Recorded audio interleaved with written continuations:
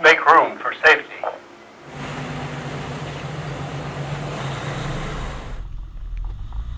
The lush vegetation and beautiful narrow winding roads of many Marin communities are what attract people to our area.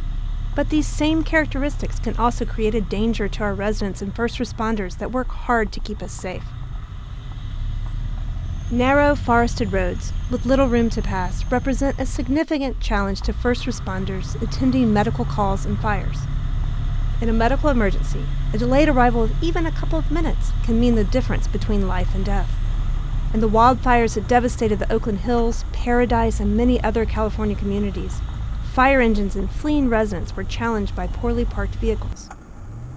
Fire engines must have a clearance of at least 11 feet.